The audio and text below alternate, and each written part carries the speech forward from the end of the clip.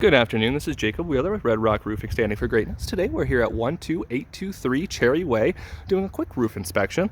I do like to start on the ground where I can, and the importance of that, if you take a look over here, what I'm pointing at is above this window here, you can see some head wall metal that's actually sticking up. Now that's definitely a major issue. That's just a great place for water to migrate and something that's definitely a priority to get fixed as soon as possible. So moving on up. Next thing we want to do is get on the roof, and I've actually already been up there and marked up a few things for us today. Bear with me while I make my safe climb up. Next thing I want to point out is what's called drip edge.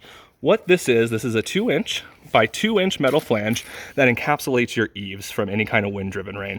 The importance of this is not only that it's code, but to make sure that no water can migrate into that system, and you do have that, so that looks great.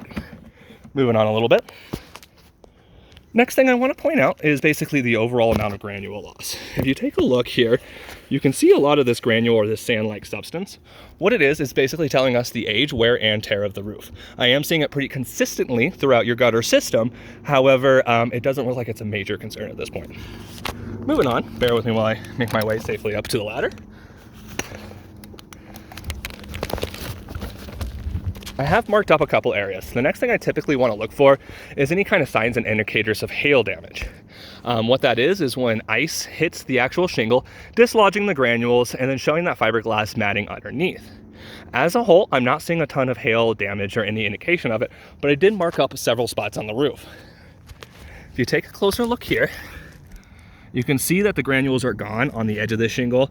This is actually a manufacturer defect showing that fiberglass underlayment underneath. Not a huge concern, but I am seeing some pretty consistent options of this. So definitely something that you want to pay attention to. Next thing I want to point out is the other issue or the other concern that I have here. I actually put an arrow down here for us to indicate this. So this is a cricket. The idea of this buildup around the chimney is to divert water away from the chimney system.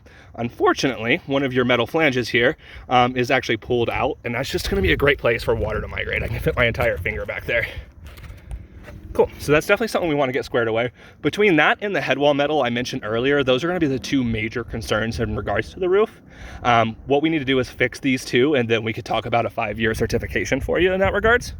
Other than that, as a whole, the roof looks good. Goods and bad things about the roof. It does have ventilation up here, which is good to see. However, it is older ventilation. I'm seeing that you have a total of 6 vents for the entire roofing system. That might be a little bit light, which is why it's a little crispy up here. Overall though, I do think that you have 5 years life of the roof itself, as long as we go ahead and fix these couple issues. Other than that, this is Jacob Wheeler, Red Rock Roofing, standing for greatness, signing off.